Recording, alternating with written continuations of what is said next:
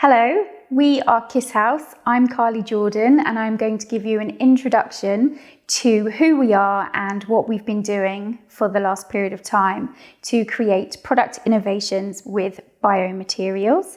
And then I'm going to pass you over to my husband, Mike Jacob, who's going to talk you through those in a bit more detail. So what is Kiss House? Well, Kiss House is an innovative house building company that began with an ambition to be a force for positive change in the house building industry by delivering homes of exceptional quality. We basically wanted to buck the trend of poor quality housing to do better so that people can live better, healthier, more fulfilled lives in brilliant homes that have a far less detrimental impact on the planet. So, unfortunately, the abysmal quality of new build housing in the UK is widely reported and a widely acknowledged travesty. For example, a design audit of new developments in the UK since 2007, the Bartlett report, found 75% of new housing development should not have gone ahead due to mediocre or poor design. 20% of developments should have been rejected outright by planning authorities. Significant numbers of schemes fall well below minimum energy efficiency requirements, and developments also fail to deliver on green or biodiverse environments. The charity Shelter found 51% of new homeowners have experienced major problems with their properties, and the NHBC paid out £84.4 million in claims between 2016 and 2017. And it doesn't stop there. Campaign group Homeowners Alliance says that the inspection regime is failing home buyers. Sadly, things could get even worse with Boris Johnson's proposed Build recovery plan, which suggests we should build up to 45,000 new homes without any attempt to raise energy efficiency standards. Moreover, there are over 1 million homes that have been built previously that are going to require expensive renovation, just in order to meet the target of net zero emissions by 2050. So all of this is according to the Committee on Climate Change, but put very succinctly by Rebecca Newsom, Head of Politics at Greenpeace, who says, without any explicit rules insisting they meet zero carbon standards, the government's eagerness to build will only add to the escalating climate crisis and burden new homeowners with high heating bills and expensive retrofitting costs in years to come. Unfortunately, it's clear then that poor quality housing affects us all. The majority of us live with it, and we all live with the detrimental effects it has on our environment. At Kiss House, we believe that all incumbents have a duty to respond to this crisis. We believe that our homes are hugely significant to us achieving our full potential in life, and that our housing should address all of our fundamental human needs. That our home should be somewhere where everything just feels right. This, of course, includes our need to live in a safe and unpolluted environment. Construction is one of the world's most polluting and carbon-intensive industries. It is responsible for 39% of global carbon emissions. According to bimhow.com, the construction sector contributes to 23% of air pollution, 50% of climatic change, 40% of drinking water pollution, and 50% of landfill waste. As you can see, the direct results of this pollution is devastating to human health and the health of the planet at large. In 2019, the World Green Building Council issued a rallying cry to the construction industry via a report that they entitled Bringing Embodied Carbon Up Front. Their vision is for a completely decarbonised construction sector, and we instantly felt it was aligned with our own vision and the product innovations that we'd begun to work on. They called for all actors across the whole value chain to help transform the sector from a major cause into a major solution to the climate emergency by adopting leadership roles and contributing to the change in order to secure a safe future for this generation and generations to come. Sadly, however, the construction industry is not quick to change and is not known for innovation. According to McKinsey & Company, in a 2019 report, construction is the biggest industry in the world, but even outside of crises, it is not performing well. Risk aversion and fragmentation, as well as difficulties in attracting digital talent, slow down innovation. At Kiss House, we've been on a steep learning curve over the last 3 years and have changed and evolved hugely as we've begun to understand and harness the power of product innovation and radical collaboration in our own attempt to respond to the need for better housing. Our background was in bespoke or one-off housing, where we were essentially a bunch of experts in best practice low energy construction who had been working on a range of one-off residential and commercial projects, and we wanted to find a vehicle to transfer all of the lessons that we'd learned. Whilst bespoke house builds can lead the way in terms of innovation, they're generally highly inefficient because they require a project team to reinvent the wheel every time. They are, if you like, prototyping exercises and not really repeated. Wanting to do better from the outset, we determined to use modern methods of construction at Kiss House and to develop a model that would allow repeatability plus elements of customization. Sandpath House, designed by one of our founders, Adrian James, was our focus at the start as we sought to understand what caused this particular design to be so popular. However, in spite of Sandpath's popularity and great success, we quickly realised that we had to go further. We had to do better, and we would have to do different things and work in a different way, including the way we engaged as a team and worked through our own design process. For example, when presented with a foundation system for our first Kiss House, we thought, the steel and concrete has to go. We shouldn't simply do it the old way because it's easy.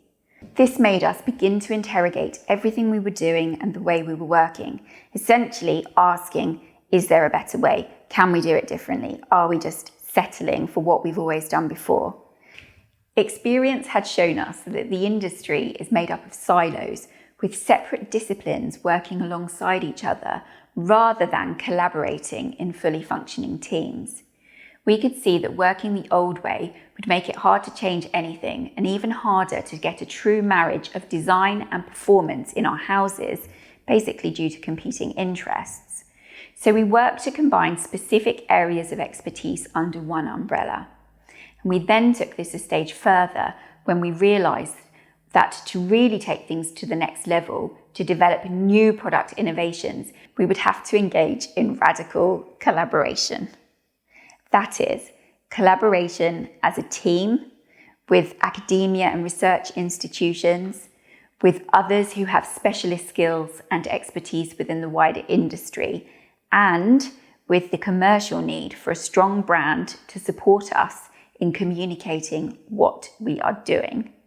As McKinsey & Company reported in 2019, all players in the construction value chain will need to develop their strategies for dealing with or leading disruption.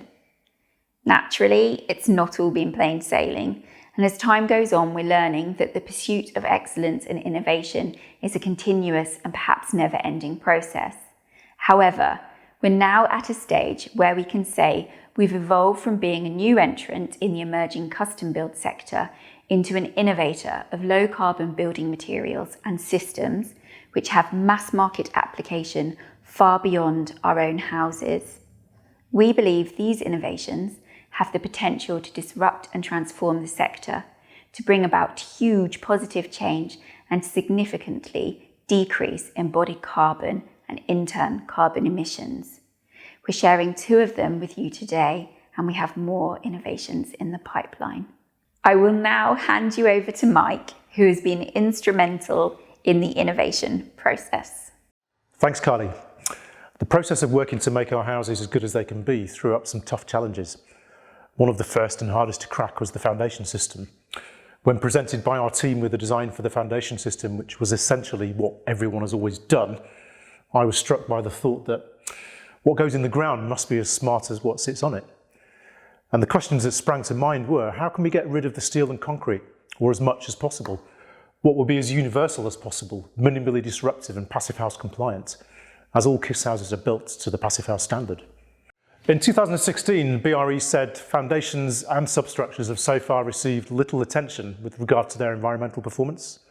Nonetheless, the contribution of a building's foundations and substructures to its overall impact on the environment is likely to be considerable. Even our own team said it was too hard, that it was the holy grail. But by sticking to our convictions, employing radical collaboration and working hard, we've created a concrete and steel-free foundation system. Concrete and steel are both highly energy intensive and are significant contributors to global emissions. Moreover, their emissions are considered hard to abate and are known to generate large concentrations of greenhouse gases. Our challenge was how to create a ground floor system that would not require ventilation and would have mass market potential. Foundations have long been the elephant in the room. The norm is a conservative approach. In other words, do what we've always done. But this is wholly at odds with the drive towards modern methods of construction. It made no sense to us to use modern methods above ground, but an over-engineered, site-specific, environmentally harmful solution below ground. The determination to do something different and break new ground caught on. Our team got behind it and we began to collaborate further with a variety of industry players, large and small. The result is we've actually achieved the Holy Grail. We have a ground floor system which will revolutionise the industry. It's a very big deal with the wide application, 70% lower embodied CO2 than the next best alternative. What's even more exciting is that the solution we have today is a stepping stone towards the creation of brand new biocomposite materials. If successful, that will deal with the significant problem of contaminated timber mountains, which currently can't be sent to landfill. So we're currently pulling the key players together in the supply chain and academia to begin what's likely to be a 4 to 5 year research project to create this new material. The second product innovation that we want to introduce today resulted from our strong desire to use natural products in our buildings wherever possible. A dense wood fibre insulation was always a natural bedfellow to our mass timber structure. But unfortunately, it doesn't tick every box. So we're unable to create a repeatable system with a standard wall thickness that also meets Passive House without it becoming impractical and not cost effective. The mass market is dominated by high embodied carbon products. As we can see from these forecasts showing the global insulation sector through to 2025, petrochemical based and mineral wool based products are set to dominate the market even more. Natural products are set to remain niche, and we think this situation is perverse in the context of what we should be doing and what the World Green Building Council is demanding that the whole industry does, which is reverse that trend. And so in our view, this is an opportunity to define the end of an era. Innovation, hybrid materials, the resurgence of natural materials enhanced so that they can match the performance of petrochemical-based materials at a similar price point to completely disrupt the sector and make natural materials mainstream. This is our vision.